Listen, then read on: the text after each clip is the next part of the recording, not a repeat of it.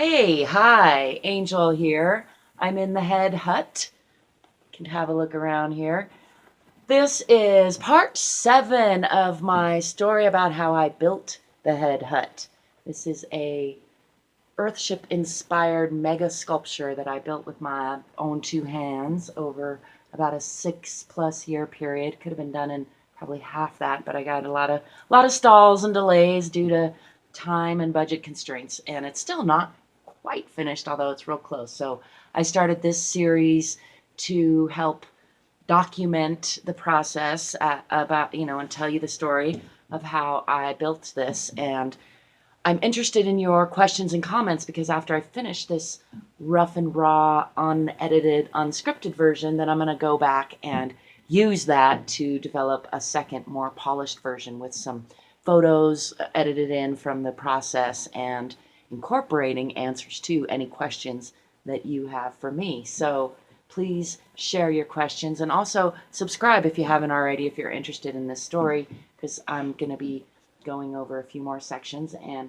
also go back and check. Maybe I'll put a card up on one of these sides here so you can check out parts 1, 2, 3, 4, 5, and 6, which came before this, which is, I repeat, part 7 of my How I Built My Head Hut series. So part 6 was the dome, or was it the glass? Oh, it was the glass bottle walls. I got part 5 and 6 mixed up already. Anyhow, part 7, this part, is going to be about the deck, the floor. The Vigas and the floor were a big part of the expense and a big excursion for me. I had never bought and installed Vigas before. I actually grew up in an addition in a construction project that my parents were building, and so I was familiar with skinning logs and curing them and moving them around to an extent, but I was a kid,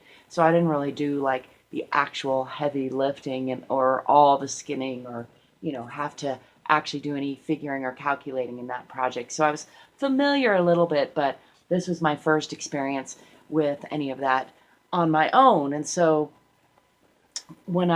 after I poured the bond beam, I decided that I would put a floor across, and I'm moving around so I can give you a better look at what I've got. We're going to go underneath here.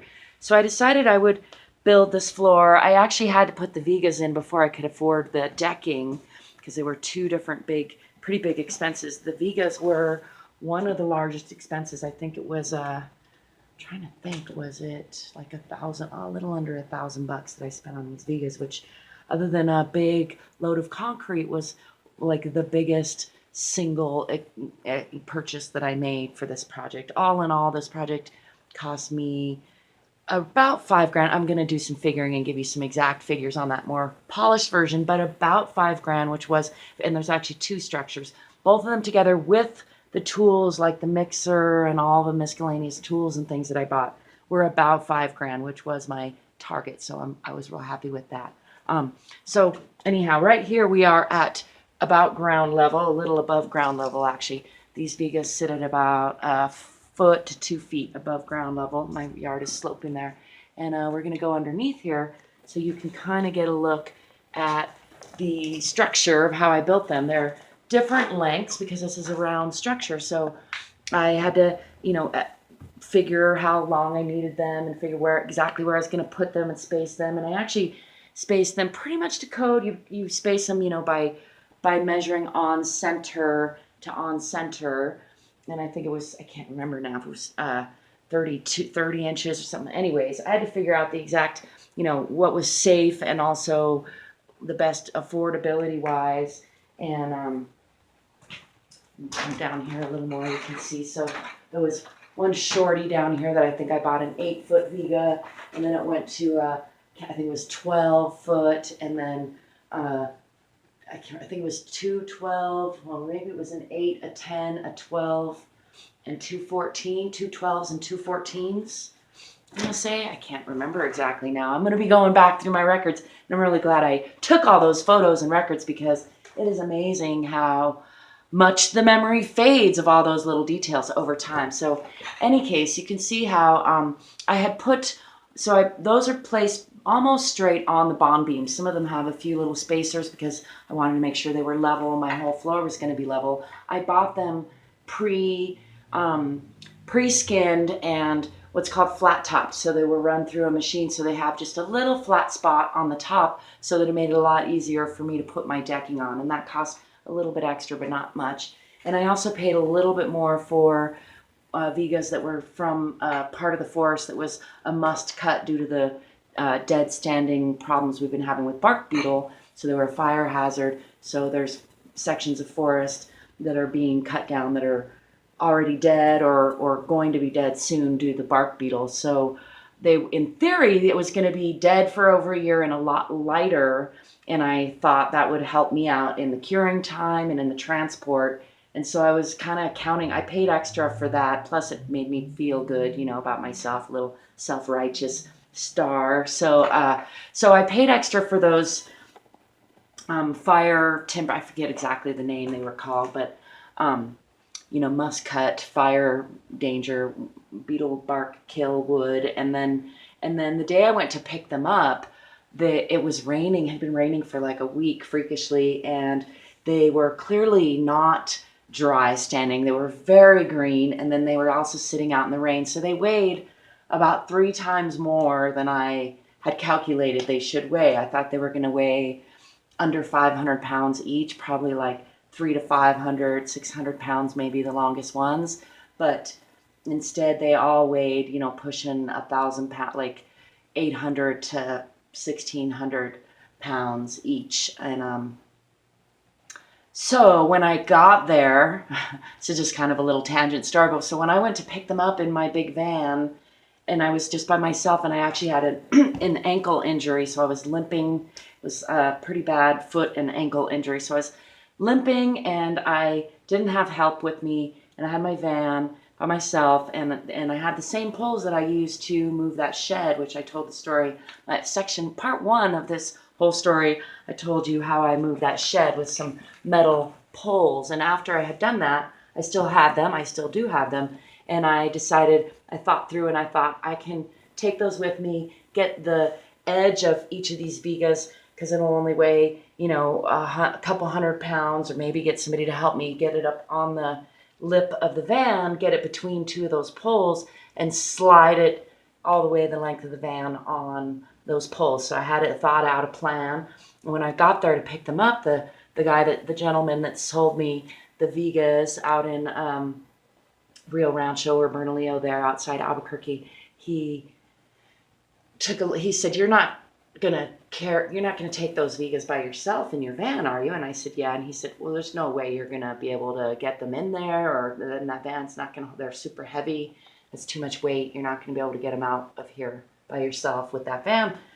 And I said, well, I can understand why you would say that, but you don't know me, so watch me, basically. I was like, hey, you can send some guys out to help me if you want, or you can just watch from in here, but I will be getting these Vigas in my van and getting them home. So I went out and I got them. They were all bundled together, and I managed to, I asked him, hey, would you mind lifting them up? Because they were already on like a lifty machine thing that they've been taken off, you know, transported over to the pile yard on. And I said, okay, could you just maybe pick up the edge of that at least on the van, so that when I cut it, I can already have them on the edge and I can push them up there. And I showed them my bars that I was going to use, and they kind of got the idea of what I was going to do. So they very kindly helped me quite a bit. The two or three gentlemen that worked out in the yard, they used their equipment to slide them basically about halfway into the van, and then it was super easy to just, I mean, it was still huff and puff and, you know, crush your foot a little bit work, but we got them in the van, really no problem. And then they were exceeding the, you know, the capacity weight-wise of the van, and that poor van has been loaded down like that a few times. I was kind of worried, but as it turned out, we made it. And then getting them out was a little easier because I, you know, was able to use their own roundness and then those bars to slide them out one at a time into my driveway. And then I sealed them up with some sealant. Thompson's, some kind of, you know, the kind of standard sealant that you use. I'll look that up and put that in the more polished version again. maybe even put a link to that in the description below when I find out what that was I used. It's good stuff. It was not hard to use, and I at first I let them dry for a while in my driveway, and then I sealed them up, and then I brought them. I actually had a friend come over and help me carry them one at a time and set them over here, and then I leveled them and moved them around. I had these hopper windows. That's what those rectangles are up there. There's five altogether, so there's two on that side, one in the back, and two on that side. And they're another one of the things that I bought that wasn't recycled that I decided I wanted some for sure reliable, openable, and closable vent windows at that middle section. I was expecting it to get a lot more hot in here. It's actually been more of an issue to keep it warm enough. Like it's like 40 degrees down here, 45 degrees, and 50 degrees up there right now. It's pretty cold. I just experimented with my little ethanol heater, which maybe I'll show you when we go back upstairs here in a few.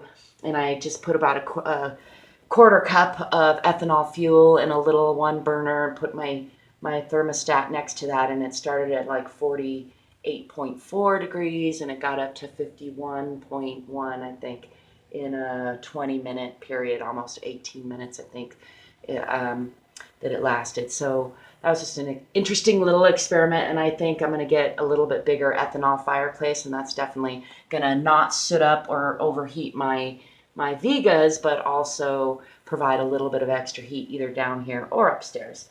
I've kind of nixed the idea of putting in a wood-burning rocket stove, even though they're fairly clean. They do put off soot at first, and I don't want to damage my walls or my wood. So back to my wood. I brought the Vigas. I put them in on top of that cement single-pour bond beam, which goes from right there all the way around to right there.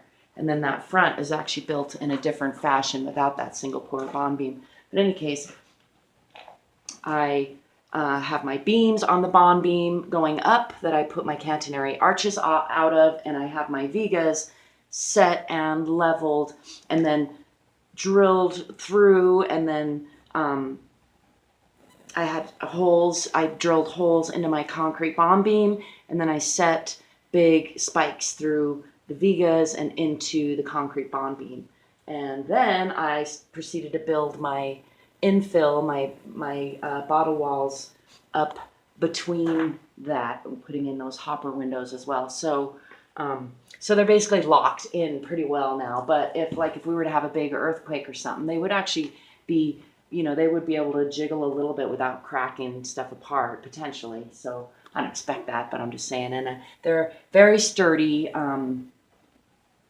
10-inch Vigas, very sturdy, very adequate for holding the load, of this deck, which I put in later after when I could afford them. Was another big. It was like, I don't know, $300 and some worth of cheap 2x6 lumber that I planned out. I put this. I'm gonna try to show you this. I put in spacers so that both I can sweep stuff under, and also so as it expands and contracts and as it cured a little more, that I didn't run into any problems with cracking or anything. So I think I researched a lot. I'm pretty proud of that job. I did a pretty good job of laying the deck, cutting the edges. It was a little rough and at parts. I didn't do a perfect job, but I did all right. And then so I have this hole you can see under the bed, because initially, I know you're upside down now. Sorry.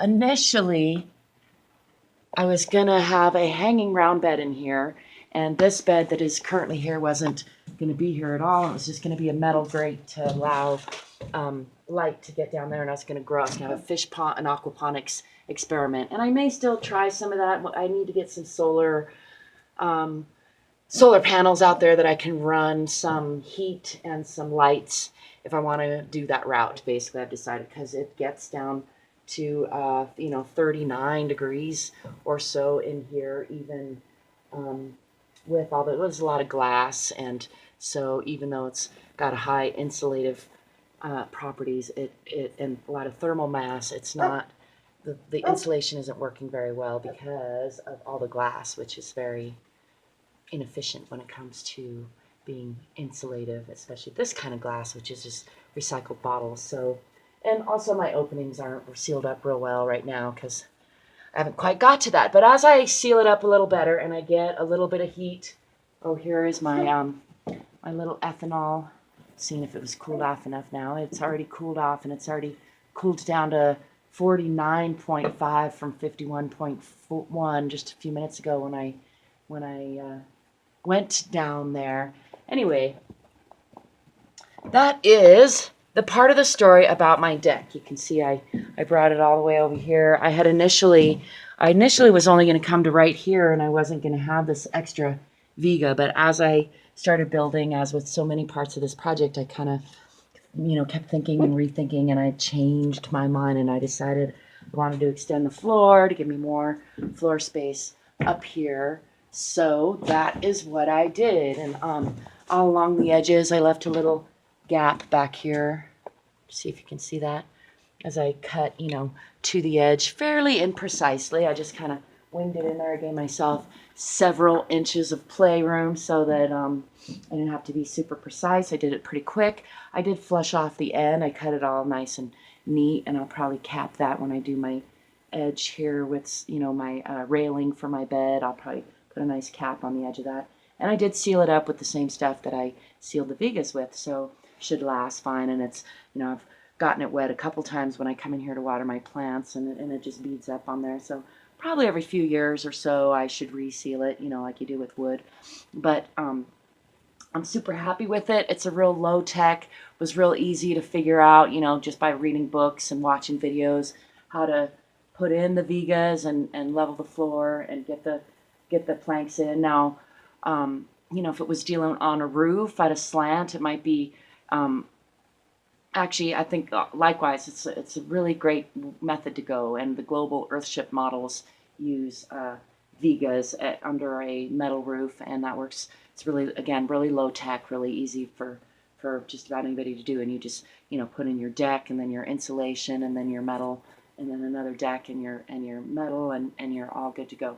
So, yeah, that's kind of a long part 7, isn't it?